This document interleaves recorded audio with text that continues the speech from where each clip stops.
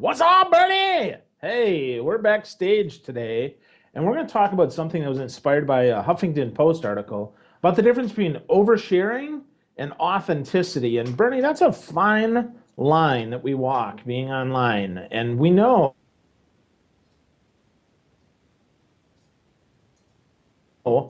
cross, really? And you don't hear me, or what's up? Okay, there you are. I'm sorry. What the hell, Bernie? All the technical errors we're having this morning. And then, yeah, anyway, long story short, yeah, I completely agree. I mean, this topic couldn't have come at a better time. I think we're throwing that buzzword around right now, authenticity, being honest, being transparent. And in this world we live in where everybody is a content creator, when you really look at it, where do you draw the line between now she's being authentic and being vocal and speaking her voice and it's awesome versus holy crap, she's oversharing something, TMI, so I think it'd be a great topic to talk to because I think sometimes, and I'm guilty of it too, sometimes we don't know that we are oversharing. And how do we know how to pull it back a little bit but still be honest, authentic, and transparent as well? So what's your take on that? Well, I think the real key is to think about who the content is for. Are we writing to purge our soul? Well, maybe that's a little bit too much. Are we writing instead to provide some context for a good lesson for our viewers, for our listeners, for our audience? Yeah, that's good. So the line there, I think, is who are we sharing for? What are we trying to get from this article? Again, purging the soul, get a therapist, Hmm. right? Talking about how that might relate to business certainly is helpful. So fine line there. So find the connection. Not always there. If it's not there, probably don't share. So what do you think? Right, I agree with you. And I think where we're kind of seeing the gray areas is when you've got a person who maybe works in a business, but then they go home onto Facebook and they treat their Facebook profile page as their own personal journal and diary. And I think that's their prerogative, right? It's their right to do that. But at the same token, your Facebook profile page, as private as it sounds, it still is public because you still are sharing things, right, in front of friends, family, maybe even coworkers and former coworkers, and potentially even bosses if you're still in corporate America. So that being said, even though it's still a public place that is private to you and the friends you allow in there, again, where is that? Where do you draw that line with? Well, you know what? Then don't come on my Facebook, right? This is my page. I'm going to say what I want. So that's kind of what I want to raise to you is that question. What happens in a situation like that then? Yeah. Well, I think the answer to that question is this. If you ever want to get business from your personal stuff, and I mean ever, then you need to be aware that everything you post is public information, in which case you can't play the don't come to my house and tell me how to play. And that's a fine line. Now, the good news also is that you can pull back, you can retrench, you can reposition your personal page because new people may not see that. But if we think about our friends, and friends now has become a loose word, right? Mm-hmm. To friend someone is now a verb, not just right, not just something we are, It's but true. it's a verb.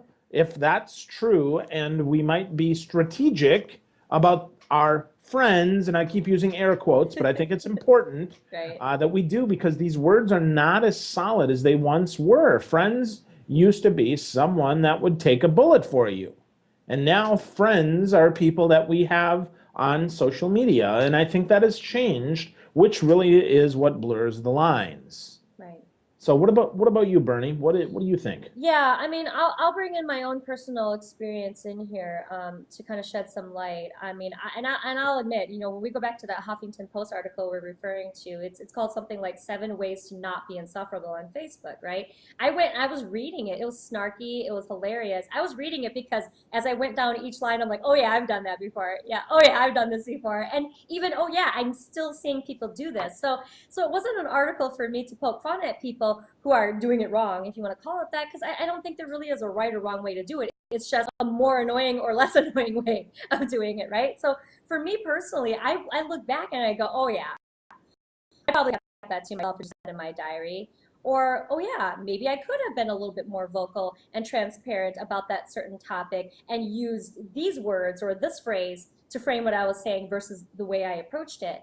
The very specific example I have is yesterday. I had a really, really rough day, as you know, and this doesn't happen very often for me, but it did in the last 3 or 4 months. This is the first time I felt this way in a while, and those who didn't know, this is what I did behind the scenes before I wrote my long Facebook update yesterday. I went into 750words.com where I go into often to journal, and I just write. I don't censor, I don't filter, I write, and I just write everything that I'm feeling, everything I'm thinking, without correcting myself, without judging myself. And believe me, there's a lot of dark things in there because it's like, you know what? Nobody can see this but me. Nobody will ever see it but me. As soon as I let it all off my chest, everything I wanted to say, uncensored, unfiltered, kind of like the show, I went onto Facebook and I said, you know what? There are some things that need to be said. I'm going to say it. But by that point, I'd already purged in my private journal on 750words.com that I didn't need to say all those dark things I wanted to say. I censored it and framed it in a way that this can still be constructive, this can still be inspiring for people, but most importantly, this is partly to help me to use this space as therapy, to share what I need to share, but it's because my message is much bigger than me. And I know that in the process, many people who might be going through what I'm going through could probably learn from the story. And long story short, I've got probably over 50 people who liked or commented on it, a lot of supportive people, and 2 people contacted me privately yesterday. One I actually got on the phone with, and she said, Bernie, I can't tell you enough how much I want to thank you. This is the first time in 2.5 years that I've ever talked to anybody about what I'm going through, and you are going exactly through that. If I did not stumble upon your post, I would still not be talking to anybody today about this. I'd still be harboring this secret. Wow. Wow. So that is then and having integrity as it relates to who you are. And so yeah, so the answer is the line is very blurry, right? There's no, okay, if you post this, then you're bad, and if this, you're good. And really there's no judgment, right? Let's be clear here. You can run your damn business the way you want to run your damn business. Yep. You can say whatever you want. Just understand that some people may be annoyed. And really this is meant to be instructive, because sometimes we don't understand why people get ticked off at us. We don't understand why people may respond with snark or sarcasm or sometimes meanness. So just being aware of that. The other thing is just understand it's just data. Yep. Right? Stop taking it personally. If you pour your heart out and you get no response, that's okay. Right. If you're pouring your heart out to get a response, you're wrong. Nobody else. So, right. So remember that it's okay to do it for you. It's okay to do it for your audience, but it's not okay to do it to expect that your audience is going to have a certain response and then be upset when they don't, because it's about them, not about you. Right. And that's a tough distinction. I love that you brought that up because, without saying who it is, when I first read this article on Twitter was where it was shared, somebody in my network shared it, and we were going back and forth with how hilarious it was. Somebody else in our network interjected and said something along the lines of, well, if we're not able to share this, what is unannoying? What can we share, right? What are we able to share then? And my friend said, well, you know what? Just share something that can help other people. I mean, it was a very easy, basic tweet like that. And this person responded something like, that is the most ridiculous rose-colored glass thing I've ever heard. Yep. What's your take on that? Seriously. Yeah, I mean, that's right. That's the story we tell, right? The reason that we're annoyed by something is because we probably do it ourselves. The reason we think something's funny is because it's funny to me, right? That's why my friend Neen James talks about don't ever open up a speech with a joke. It's not, don't be funny. It's don't open with a joke, because a joke, I might think it's really funny, Bernie. You don't, right? Just because I'm laughing my butt off doesn't mean that that's good or bad. It just means that it is. So if we think about the person who got their underwear in a twist over this and said, share something that helps people. Okay, let's take that as data and let's say it as a robot. Share something that helps people. Or, boy, that is snarky. They're the same thing. They are. The only meaning that those things have are what we inject in. Right. So remember that. And if you don't like what somebody's saying, you have three choices, really. One, get over yourself. Mm-hmm. Two, stop being their friend. Or three, react. Right. That's it. Stop.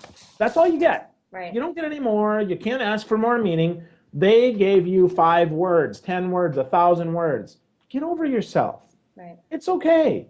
Recognize that you can shut them off. I don't want to talk to Bernie anymore. She pisses me off. And then last is I can rant. That's your choice. It's true. It's true. I couldn't agree more with you. Let me ask you, what is one piece of advice that you've gotten over the years? Because obviously you're a social media guy, and I know you're way more than that. But you're very, so he said that got shared with you that you now share with others. If there's one takeaway that you give people about how to engage and how to interact on social media. Yeah. Well, I'm gonna give it to you as though you understood the words, and then I'm gonna explain them. So, and that's don't overshare. Okay. Now I'm gonna explain what that means. Don't overshare means the fact that you had an affair last night is not something you need to put on social media. The fact that you got robbed last night, in and of itself, is not something you need to put on social media. The fact that you couldn't sleep last night is not something you need to put on social media. The fact that you had breakfast or didn't have breakfast this morning doesn't need to go on social media. You need context. And giving that some context makes those possible, makes those personal things meaningful. So the key is to give them some meaning, to add more context. And to remember that on Twitter, you only get 140 characters. And if you read it like a robot, like I just did, and it sounds absurd, or you can twist it and pervert it in any way, it can be overshared. Joel Osteen had something that went totally viral because people took it in a naughty way, in a perverted way. And Joel Osteen, for those who don't know, famous pastor in at a church in Texas, at the old home of the Houston Rockets, multi-bestseller on the New York Times. People perverted what he said. If people can pervert what Joel Osteen says, a freaking pastor, they can pervert what you say. So think about it. Take it with another meaning. That's oversharing. That's probably bad. And by bad, I don't mean bad like judgment. I mean bad like could go the way that you don't want it to go. So be aware of that. And then the last piece of advice that I've gotten and that I always tell my clients is let it go.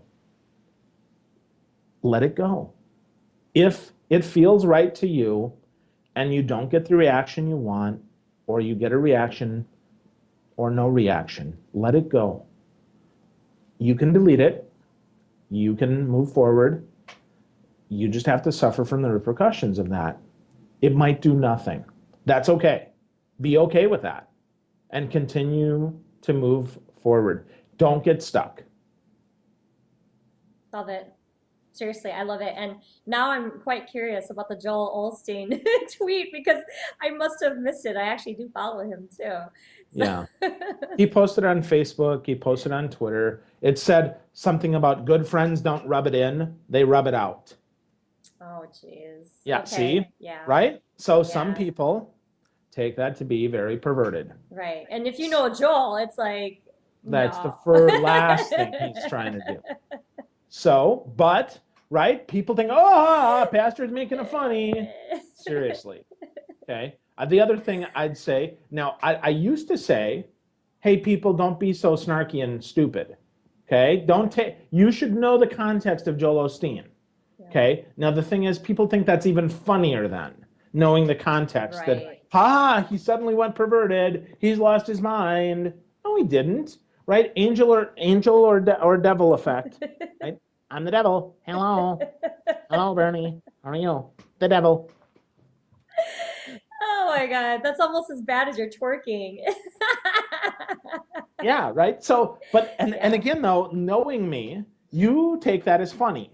true. Other people that watch this They'll might go, think I'm being he's blasphemous nuts. or think I'm being blasphemous, Right, right? right, right, You know, and right. that's the thing. The answer is both are correct. It's your meaning. And that's okay. That's the line between authenticity and oversharing, right? If it can be perverted, it will. Just understand that and be okay with that. And then let it go. Love it.